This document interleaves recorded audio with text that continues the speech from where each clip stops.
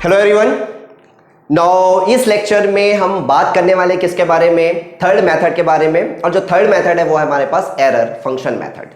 ठीक है, unsteady state conduction heat transfer के प्रॉब्लम को अगर सॉल्व करना है तो हमारे पास जो तीसरा मेथड है वो है हमारे पास क्या है, एरर फंक्शन मेथड। करेक्ट। और एरर फंक्शन मेथड हम कब यूज करते हैं, जो एरर फंक्शन मेथड है वो हम कब यूज करते हैं। ठीक है, तो कब यूज करते हैं भाई, जब हमारे पास जो इंटरनल कंडक्शन रेजिस्टेंस है, that order of internal conduction resistance is very very greater than the order of external convection resistance.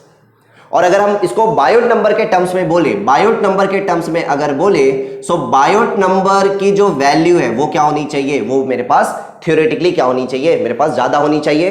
ठीक है, और अगर मैं इसको बोलूं तो थ्योरेटिकली क्या होनी चाहिए, थ्योरेटिकली बायोट नंबर की वैल्यू जो है वो क्या होनी चाहिए, इनफाइनाइट होनी चाहिए।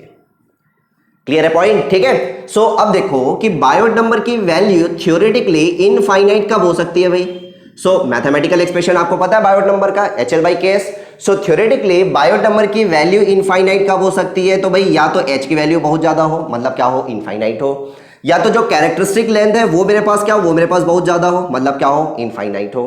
ठीक है, या फिर मैं बोल सकता हूं क्या, या तो मैं बोल सकता हूं कि जो थर्मल कंडक्टिविटी है, थर्मल कंडक्टिविटी जो सॉलिड का जो है वो क्या होना चाहिए, वो मेरे पास बहुत कम होना चाहिए। तब आपके पास पॉसिबिलिटी है कि जो बायोट नंबर है, इस बायोट नंबर की वैल्यू, ठीक है, थ्योरेटिकली कितना मिले मेरे को, इनफाइनाइट मिले थ्योरेटिकली। अगर प्रैक्टिकली अगर देखोगे तो बायोट नंबर की वैल्यू अगर 100 से ज्यादा आ रहा है तो बिल्कुल आपको एरर फंक्शन मेथड ही यूज करना है। क्लियर हो गई इतनी बात। ठीक है, अब देखो, अब अगर मेरे को समझना है एरर फंक्शन मेथड को, ठीक है, सो एरर फंक्शन मेथड को समझने के लिए यहां पे मैं क्या कंसीडर करके चल रहा हूं, यहां पे मैं कंसीडर करके चल रहा हूं इनफाइनाइट सॉलिड। समझना, इनफाइनाइट सॉलिड ऑब्जेक्ट। अब ये जो इनफाइनाइट सॉलिड ऑब्जेक्ट है ये क्या चीज है भाई, इनफाइनाइट सॉलिड ऑब्जेक्ट। सो इनफाइनाइट सॉलिड ऑब्जेक्ट वो ऑब्जेक्ट है जिसका डायमेंशन किसी भी डायरेक्शन में आप देखो, ठीक है, क्या है, बहुत ज्यादा है, थ्योरेटिकली क्या है, थ्योरेटिकली इनफाइनाइट है।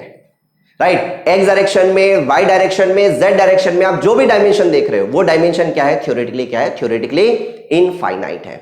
ऐसे ऑब्जेक्ट को हम क्या बोलते हैं, इनफाइनाइट सॉलिड ऑब्जेक्ट। सो कभी कभी प्रॉब्लम आएगा, इनफाइनाइट सॉलिड ऑब्जेक्ट के प्रॉब्लम को किस मेथड से सॉल्व करोगे, या फिर क्वेश्चन आएगा इनफाइनाइट सॉलिड ऑब्जेक्ट नहीं लिखा होगा तो लिखा होगा इनफाइनाइट वॉल थिकनेस।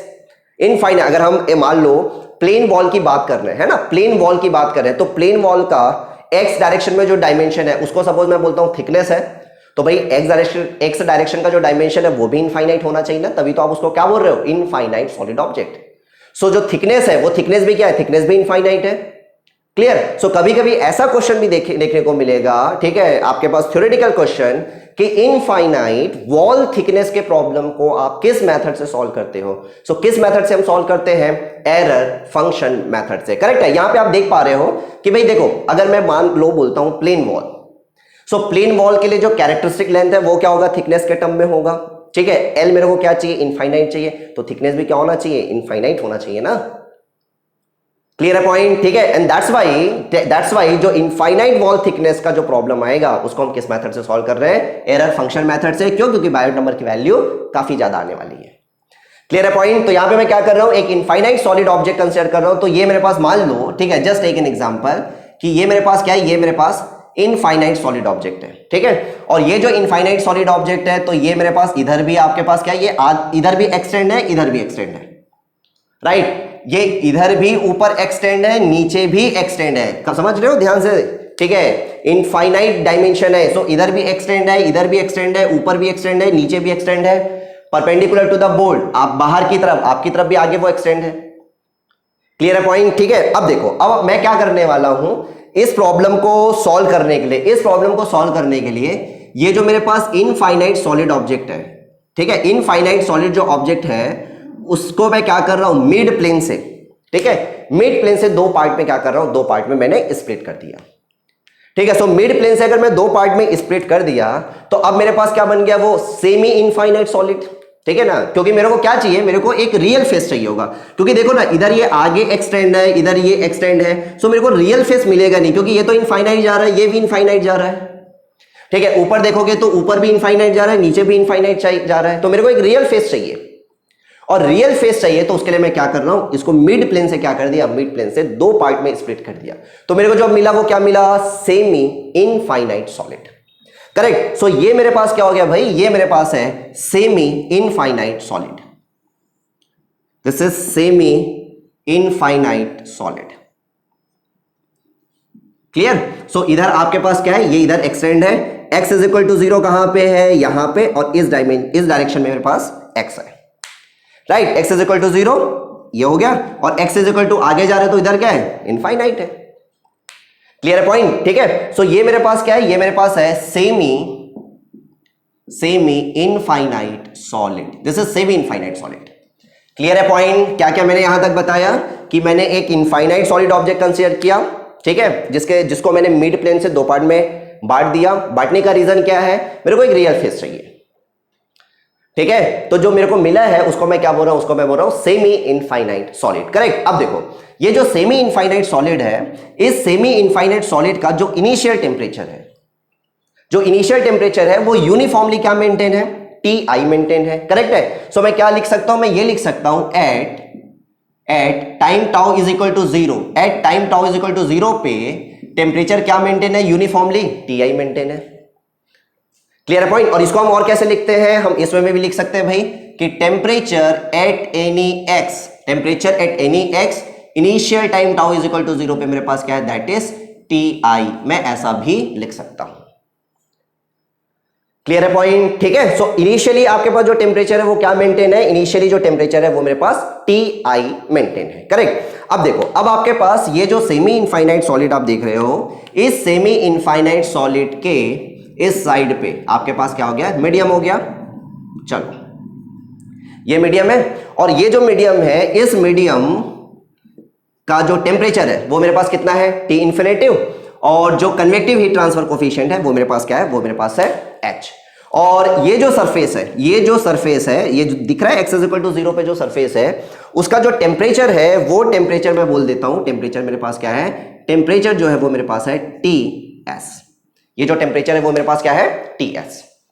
करेक्ट। अब देखो, अब अल्टीमेटली हमको फाइंड आउट क्या करना है, हमको फाइंड आउट करना है टेम्परेचर का वेरिएशन। और यहां पे भी, ठीक है, यहां पे भी आपके पास जो टेम्परेचर है वो x का भी फंक्शन होगा और साथ में टाइम का भी फंक्शन होगा, मतलब स्पेस का भी फंक्शन होगा और टाइम का भी फंक्शन होगा, दोनों का फंक्शन होगा। क्लियर है पॉइंट। ठीक है। सो यहां पे क्या क्या एजम्पशंस है वो एजम्पशंस भी देख लो। तो क्या क्या एजम्पशन है, सबसे पहला एजम्पशन जो है वो भाई कि वन डायमेंशनल है, तभी मैंने यहां पे सिर्फ x लिखा है ना। ठीक है। सबसे पहला जो एजम्पशन है वो एजम्पशंस क्या है देख लेना। एजम्पशन, जो फर्स्ट एजम्पशन है वो है मेरे पास कि वन डायमेंशनल है। सो वन डायमेंशन में भी किस डायरेक्शन में, x डायरेक्शन में। सेकेंड एजम्पशन है कि कोई भी इंटरनल हीट एनर्जी का जनरेशन नहीं हो रहा है। थर्ड एजम्पशन क्या है, थर्ड एजम्पशन है कि जो थर्मल कंडक्टिविटी है सॉलिड की वो मेरे पास क्या है, टेम्परेचर का फंक्शन नहीं है। राइट। ये जो आप सेमी इनफाइनाइट सॉलिड देख रहे हो, इसकी जो थर्मल कंडक्टिविटी है वो मेरे पास क्या है, वो है मेरे पास Ks। राइट। सो बताइए इस प्रॉब्लम के लिए गवर्निंग इक्वेशन लिखा जा सकता है क्या। ठीक है। सो बिल्कुल गवर्निंग इक्वेशन लिखा जा सकता है। सो गवर्निंग इक्वेशन क्या होगा, under these assumptions governing equation. Right. So again ये आपके पास प्लेन वॉल का प्रॉब्लम है, और प्लेन वॉल का अगर प्रॉब्लम है, प्लेन वॉल का अगर प्रॉब्लम है तो भाई मेरे को पता है जनरल हीट कंडक्शन इक्वेशन क्या होता है। ये जो एजम्पशन है, इस एजम्पशंस के अंडर मैं लिख सकता हूं general heat conduction equation, del square T by del x square is equal to 1 by alpha del T by delta. Right. और यही मेरे पास क्या है, यही मेरे पास है governing equation. This is the governing equation. Right. अब ये जो गवर्निंग इक्वेशन है, इस गवर्निंग इक्वेशन को सॉल्व करने के लिए आपको क्या चाहिए होगी, बाउंड्री कंडीशन और इनिशियल कंडीशन। कितनी बाउंड्री कंडीशन, कितनी इनिशियल कंडीशन, तो भाई प्रीवियस लेक्चर्स अगर आपने अच्छे से देखा होगा तो आपको पता है इस प्रॉब्लम को अगर मेरे को सॉल्व करना है, दो बाउंड्री कंडीशन एक इनिशियल कंडीशन। और वो दो बाउंड्री कंडीशन क्या होगी, सो बाउंड्री कंडीशन, ठीक है, बाउंड्री कंडीशन क्या होगा, तो जो पहला बाउंड्री कंडीशन है देख लो भाई क्या होगा पहला boundary condition, at x is equal to 0, at x is equal to 0, समझना ध्यान से, जो टेम्परेचर है वो टेम्परेचर किसके बराबर है, टेम्परेचर जो है वो Ts के बराबर है। At x is equal to 0 जो टेम्परेचर है वो टेम्परेचर किसके बराबर है, टेम्परेचर जो है वो Ts के बराबर है। राइट। अच्छा, अगर मैं आपसे ये पूछूं कि ये जो टी एस है और ये जो टी इन्फिनिटी है, इसमें क्या रिलेशन है? टी एस और टी इन्फिनिटी में क्या रिलेशन है? तो आंसर दिया जा सकता है क्या? बिल्कुल दिया जा सकता है। टी एस और टी इन्फिनिटी में क्या रिलेशन है? सो बाबू मैं बोलूंगा टी एस और टी इन्फिनिटी दोनों सेम है। Why same? क्यों सेम? राइट। अब देखो इधर, अभी आपने ये बोला था कि h की वैल्यू एरर फंक्शन मेथड जब आप लगा रहे हो तो h की वैल्यू क्या होनी चाहिए? बहुत ज्यादा होनी चाहिए। h की वैल्यू अगर बहुत ज्यादा होनी चाहिए तो थ्योरेटिकली मैं क्या बोल रहा हूं? इनफाइनाइट होनी चाहिए। सो यहां पे जो कन्वेक्शन रेजिस्टेंस आएगा वो कन्वेक्शन रेजिस्टेंस में क्या लिखता हूं? 1/h है। और h अगर मेरे पास इनफाइनाइट है तो 1/h मेरे पास क्या आएगा? 0। मतलब इन दोनों के बीच में कोई कन्वेक्शन रेजिस्टेंस है ही नहीं। और कन्वेक्शन रेजिस्टेंस अगर नहीं है, कन्वेक्शन रेजिस्टेंस अगर नेग्लिजिबल है, कन्वेक्शन रेजिस्टेंस अगर नेग्लिजिबल है तो ये टेम्परेचर और ये टेम्परेचर दोनों क्या होंगे? दोनों सेम होंगे। क्यों? क्योंकि कोई रेजिस्टेंस ही नहीं है ना। रेजिस्टेंस है तब टेम्परेचर अलग अलग है, लेकिन अगर रेजिस्टेंस नेग्लिजिबल है यहां पे तो ये टेम्परेचर और ये टेम्परेचर मिले क्या होगा? सेम होगा। Getting my point? सो मैं यहां से ये भी बोल सकता हूं at x is equal to 0, ठीक है, t is equal to T S, या फिर मैं बोल सकता हूं क्या? t infinity. समझना ध्यान से, कई बार आपको ऐसा क्वेश्चन मिलेगा कि यहां पे इस साइड में आपके पास क्या है? प्लेन वॉल दे देगा। प्लेन वॉल जैसे हमने पहले भी प्रॉब्लम सॉल्व किया है, प्लेन वॉल है, इस साइड में आपके पास क्या है? जो बोल देगा कि भाई कन्वेक्टिव हीट ट्रांसफर कोफिशिएंट की वैल्यू इनफाइनाइट है, बहुत ज्यादा है कन्वेक्टिव हीट ट्रांसफर कोफिशिएंट की वैल्यू। सो भाई अगर कन्वेक्टिव हीट ट्रांसफर कोफिशिएंट की वैल्यू अगर बहुत ज्यादा है तो 1/h क्या होगा? नेग्लिजिबल ना। और 1/h अगर नेग्लिजिबल है मतलब कोई कन्वेक्शन रेजिस्टेंस नहीं है, और कोई कन्वेक्शन रेजिस्टेंस नहीं है तो सीधी सी बात है भाई इन दोनों के बीच में कोई टेम्परेचर डिफरेंस होगा ही नहीं। और टेम्परेचर डिफरेंस अगर नहीं है तो भाई टी इन्फिनिटी और टी एस दोनों क्या होगा? दोनों सेम होगा। क्लियर है पॉइंट? ठीक है। अच्छा, ये तो हो गया मेरे पास क्या? ये तो हो गया मेरे पास पहला boundary condition. Second boundary condition क्या होगा? सेकंड बाउंड्री कंडीशन होगा, समझना ध्यान से। अब देखो यहां का टेम्परेचर क्या है? टी एस, और ये किसके बराबर है? टी इन्फिनिटी के बराबर है, राइट। अब देखो जैसे जैसे आप एक्स डायरेक्शन में आगे बढ़ोगे तो भाई एक्स डायरेक्शन में अगर आगे बढ़ोगे तो क्या होने वाला है? जो टेम्परेचर है, ये जो टेम्परेचर है ये क्या होगा? ये टेम्परेचर कम होता जाएगा, कम होता जाएगा, कम होता जाएगा, कम होता जाएगा, कम होता जाएगा। और एक कंडीशन ऐसा आ जाएगी कि कुछ डिस्टेंस के बाद जो टेम्परेचर है वो टेम्परेचर क्या होगा? टी आई के बराबर होगा। Getting my point? ठीक है, बिल्कुल ऐसा ही केस है। मतलब समझो कैसा केस है भाई, जैसे कि मान लीजिए ठीक है, ये आप ऑब्जेक्ट देख रहे हो, इस ऑब्जेक्ट का ये जो डायमेंशन है, ये डायमेंशन बहुत ज्यादा होता, इस ऑब्जेक्ट का ये जो डायमेंशन है, ये डायमेंशन बहुत ज्यादा होता। इनिशियल टेम्परेचर कितना है इसका? T I, right. अब अगर ये डायमेंशन ज्यादा है और ये जो आपके पास एंड है, ये एंड, ये सरफेस, इसको मैं गर्म कर रहा हूं, तो आप मेरे को बताओ अगर इस एंड को अगर आप गर्म करोगे तो इस एंड पे आपको क्या फील होने वाला है? क्योंकि ये आपके पास ये डायमेंशन इनफाइनाइट है, थ्योरेटिकली इनफाइनाइट है, बहुत ज्यादा डायमेंशन है। तो बताइए इस एंड पे आपको क्या फील होगा? इस एंड पे आपको कुछ फील होगा ही नहीं। क्यों? क्योंकि ये डायमेंशन बहुत ज्यादा है। तो ये आपको क्या फील होगा? ये आपको इनिशियल टेम्परेचर के बराबर ही फील होगा। और यही हमारे पास बाउंड्री कंडीशन भी है। क्या बनेगा boundary condition? At x is equal to infinite T becomes T I, initial temperature के बराबर ही होगा। तो ये मेरे पास क्या हो गया? ये मेरे पास हो गया दो बाउंड्री कंडीशन, करेक्ट। और मेरे को क्या चाहिए? मेरे को चाहिए इनिशियल कंडीशन। और इनिशियल कंडीशन क्या हो जाएगा? इनिशियल कंडीशन क्या होगा भाई? इनिशियल कंडीशन है at time tau is equal to 0 पे मैं क्या लिख सकता हूं? टी जो है वो किसके बराबर है? टी आई के बराबर है, करेक्ट है। सो अगर इस गवर्निंग इक्वेशन को सॉल्व करना है तो इस गवर्निंग इक्वेशन को सॉल्व करने के लिए, ठीक है, आपको क्या चाहिए होगा? आपको दो बाउंड्री कंडीशन, एक इनिशियल कंडीशन चाहिए होगी।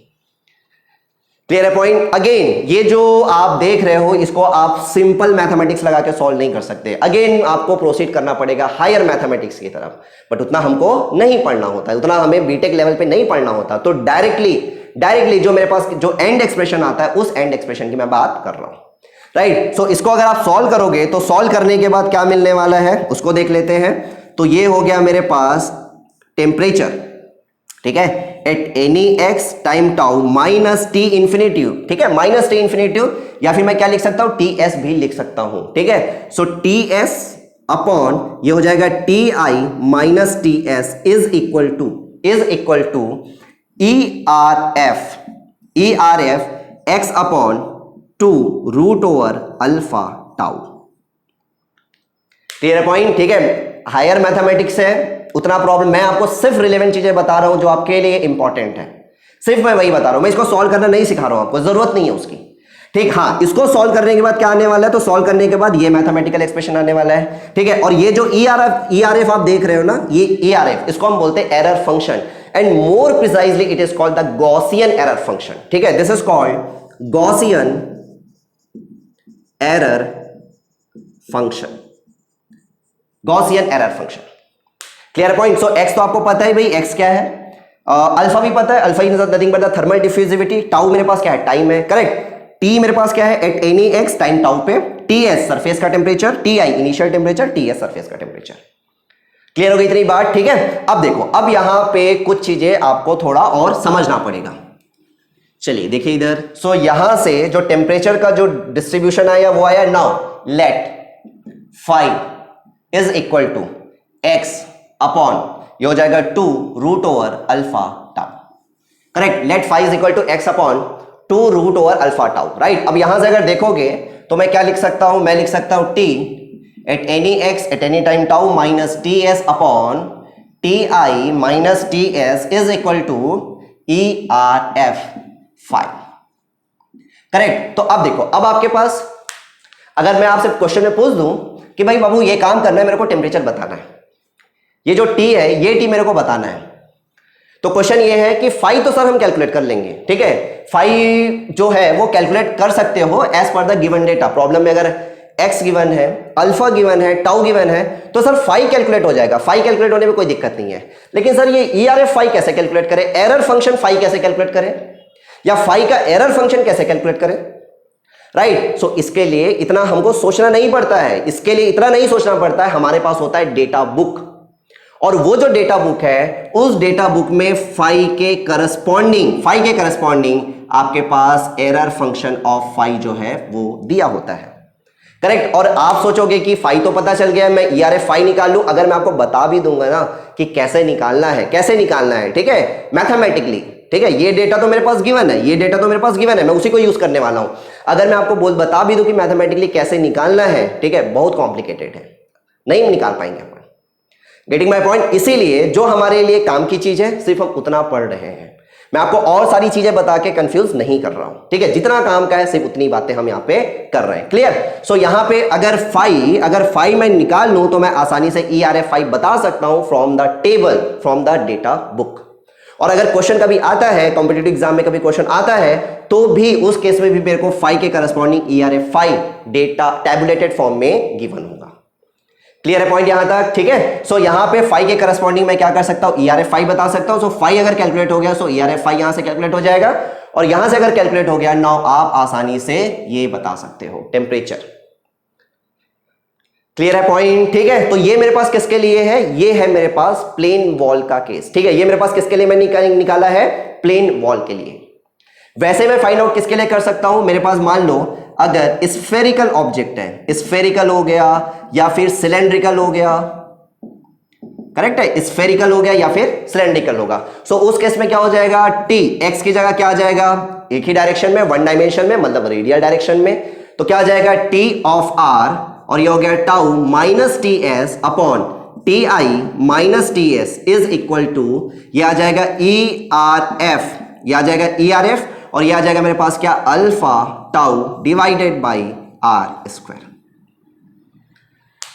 गेटिंग माय पॉइंट, ठीक है। अगर मैं स्फेरिकल या सिलेंडर, ये किसके लिए है भाई, ये जो यहां पे आप देख रहे हो ये किसके लिए है, ये है मेरे पास प्लेन वॉल के लिए, ठीक है। ये जो अगर मेरे पास सिलेंड्रिकल या फिर मेरे पास क्या हो गया, स्फेरिकल हो गया, सो उस केस में फाई क्या होगा, जो फाई होगा वो alpha tau by R square होगा। क्यों, क्योंकि गवर्निंग इक्वेशन चेंज होगा ना, सिलेंडर के केस में, स्फीयर के केस में गवर्निंग इक्वेशन चेंज होगा, और गवर्निंग इक्वेशन चेंज होगा तो आपके पास फाई भी क्या होगा, फाई भी चेंज होगा।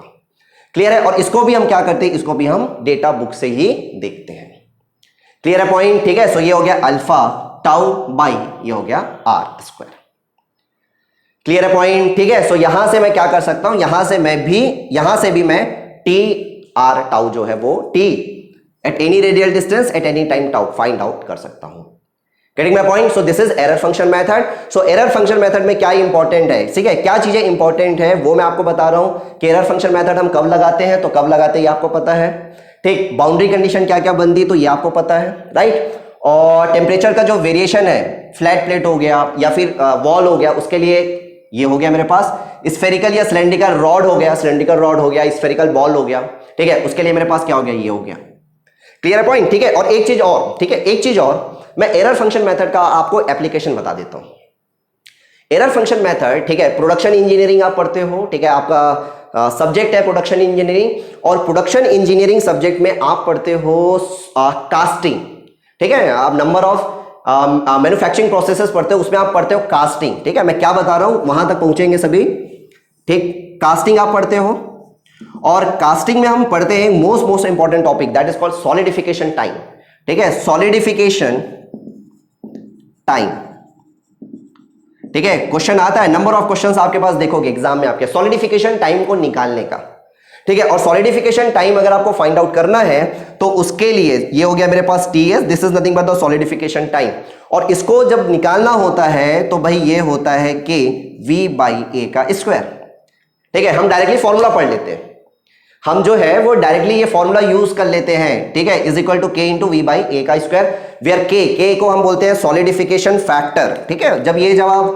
प्रोडक्शन इंजीनियरिंग आप पढ़ोगे तो ये सारी चीजें आपको क्लियर होती है। ये हो गया मेरे पास सॉलिडिफिकेशन फैक्टर, जो डिपेंड करता है किसके ऊपर, किस मटेरियल की कास्टिंग हो रही है, ठीक है, ये मेरे पास है सॉलिडिफिकेशन फैक्टर, वी मेरे पास होता है वॉल्यूम, ए होता है मेरे पास सरफेस एरिया, ए मेरे पास होता है सरफेस एरिया, क्लियर है। तो ये मेरे पास क्या है, ये मेरे पास सॉलिडिफिकेशन टाइम का मैथमेटिकल एक्सप्रेशन है, क्लियर है पॉइंट इतना, ठीक है। ये जो सॉलिडिफिकेशन टाइम का जो मैथमेटिकल एक्सप्रेशन है ये एक्चुअली डेराइव कहां से होता है, क्या कॉन्सेप्ट हम यूज करते हैं, तो हम बिल्कुल एरर फंक्शन का कॉन्सेप्ट यूज करते हैं, इसी मेथड को यूज करके, ठीक है, ये मैथमेटिकली आता है, इट इज, ये आपके पास एक्सपेरिमेंटल नहीं है, ये आपके पास मैथमेटिकली आता है, गेटिंग माय पॉइंट। और मैथमेटिकली उस चीज को लाने के लिए, मैथमेटिकली इस इक्वेशन को, इस फॉर्मूले को डिराइव करने के लिए हम यूज करते हैं एरर फंक्शन मेथड, करेक्ट है। सो होता क्या है भाई, बिल्कुल देखना समझना, ये मेरे पास क्या हो गया, मान लो ये मेरे पास हो गया मोल्ड समझते हैं क्या साहब, मोल्ड, ये मेरे पास हो गया मोल्ड, ठीक है, और ये जो मोल्ड है, इस मोल्ड में मेरे पास क्या है, इस मोल्ड में मेरे पास यहां पे, ये मेरे पास है जहां पे मैंने मोल्टन मेटल को क्या किया, मोल्टन मेटल को पोर किया, तो ये मेरे पास क्या हो गया, ये मेरे पास हो गया मोल्टन मेटल, ठीक है, ये मेरे पास क्या है भाई, ये मेरे पास है मोल्टन मेटल, और ये मेरे पास क्या है, ये मेरे पास मोल्ड है सैंड का बना हुआ, तो ये मेरे पास क्या है, ये मेरे पास सैंड है, ठीक है, ये मेरे पास अगर आप देखोगे तो ये मेरे पास हो गया सैंड, और ये मेरे पास क्या है भाई, ये मेरे पास है molten metal, molten metal, correct है। अब देखो, अब आप बस इसको ऑब्जर्व करिए, इसको ऑब्जर्व करिए, इस पोर्शन को, सो इस पोर्शन को आप ऑब्जर्व करोगे तो आपको कैसा दिखेगा, चलिए इसको मैं हटा देता हूं, वो जो पोर्शन आप देख रहे हो, इस पोर्शन को अगर आप निकालोगे तो देखो कैसा दिखेगा, ये हो गया मेरे पास जो अभी मैंने देखा था, क्या देखा था, सेमी इनफाइनाइट सॉलिड, ठीक है, और इस साइड में मेरे पास क्या है, ये मेरे पास है मोल्टन मेटल, और ये जो मोल्टन मेटल है इसका जो टेम्परेचर है वो T इन्फिनिटी है, थर्मल कंडक्टिविटी H है, और ये जो थिकनेस है यहाँ, ये जो थिकनेस है, इस थिकनेस को, ये थिकनेस हो गया, और ये आपके पास क्या है, इस डायरेक्शन में आपके पास, इस डायरेक्शन में, ठीक है, आपके पास ज्यादा होगा, सो ज्यादा होगा तो थ्योरेटिकली हम क्या बोल रहे हैं, थ्योरेटिकली आपके पास इनफाइनाइट होगा, ठीक है, थ्योरेटिकली हम क्या बोल रहे हैं, थ्योरेटिकली जो होगा वो मेरे पास क्या होगा, इनफाइनाइट होगा, ठीक है, सो ये हो गया, क्लियर पॉइंट, ठीक है। सो एरर फंक्शन मेथड को ही यूज करके, ठीक है, इस मैथमेटिकल एक्सप्रेशन तक हम पहुंचते हैं, क्लियर। तो this is all about the error function method, clear है पॉइंट, ठीक है। चलो ये आपके पास तीनों मेथड्स मैंने आपको अच्छे से समझा दिया, lambda parameter analysis, Heisler chart, error function method. जो मैक्सिमम क्वेश्चन बनता है वो मैंने आपको ऑलरेडी बता दिया हुआ है कि आपके पास लैम्डा पैरामीटर एनालिसिस से नंबर ऑफ क्वेश्चन बनता है, यहां से है जो कॉन्सेप्चुअल क्वेश्चन बनता है, ठीक है, आपके पास थ्योरेटिकल क्वेश्चन थोड़े बनते हैं, ठीक है। चलिए